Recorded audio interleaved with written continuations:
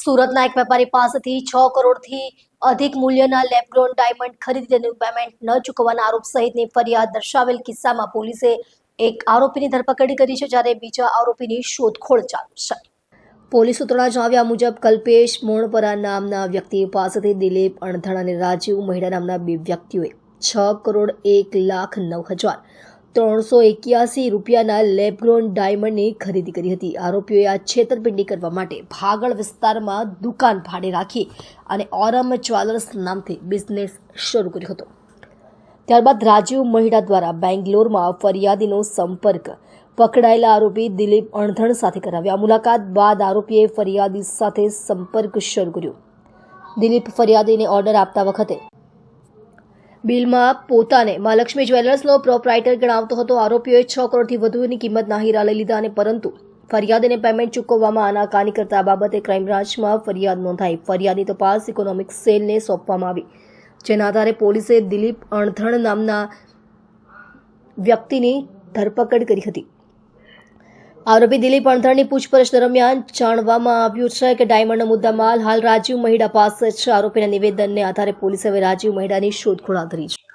સુરત શહેર સમગ્ર વિશ્વમાં કુદરતી હીરા માટે પ્રખ્યાત છે, જે અનુસંધાને સમગ્ર વિશ્વમાંથી વેપારીઓ કુદરતી હીરાની ખરીદી કરવા માટે પણ આવતા હોય છે અને પ્રવર્તમાન સમયમાં કુદરતી હીરા સાથે સાથે લેબગ્રોન ડાયમંડ માટે પણ સુરત ખૂબ જ પ્રખ્યાત થઈ ગયું છે.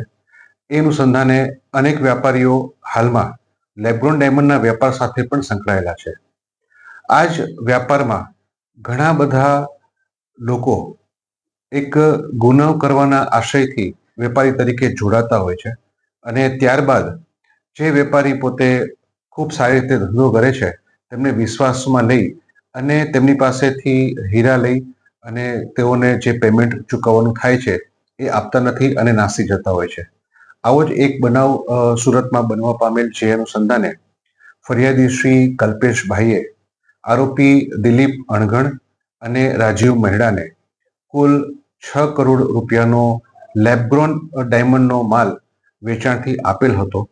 આ માલ ખરીદ કર્યા બાદ તેઓને પોતે અમુક સમય પછી પૈસા આપી દેશે એવી બાહેધરી આપી બંને આરોપીઓ નાસી છૂટેલા.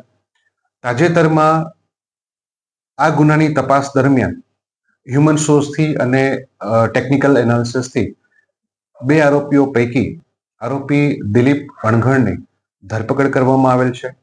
આરોપીની પૂછપરછ દરમિયાન જાણવા મળેલ છે કે ફરિયાદીએ જે લેબગ્રોન ડાયમંડનો માલ વેચાણથી આપેલ હતો એ દિલીપ અણઘણની પેઢી મહાલક્ષ્મી જ્વેલર્સના નામથી તમામ બિલો બનાવેલા હતા અને આ બાબતે દિલીપ અણઘણની પણ પૂછપરછ કરતા દિલીપ અણઘણ તરફથી જાણવા મળેલી હકીકત મુજબ રાજીવ મહિડા આ માલ લઈ અને એના નામનું બિલિંગ કરાવેલું છે, પરંતુ માલ પોતાને આપેલ નથી અને માલ હાલ રાજીવ મહિડાને પાસે છે એ રીતેની હકીકત પૂછપરછ દરમિયાન જાણવા મળેલી છે.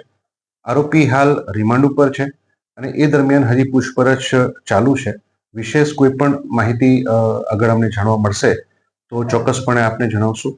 અને આપના માધ્યમથી સુરતના તમામ હીરા વેપારીઓને અમારી વિનંતી છે કે તેઓ જે કોઈ વ્યક્તિ સાથે પોતે હીરાનો વેપાર કરે તો સમગ્ર સાવચેતીથી અને જે વેપારીને તેઓ હીરા વેચવા માટે જઈ રહ્યા છે તેઓની માહિતી મેળવે, તેઓનો રેફરન્સ લે અને ત્યારબાદ જ વ્યવસાયમાં આગળ વધે એવી અમારી વિનંતી છે.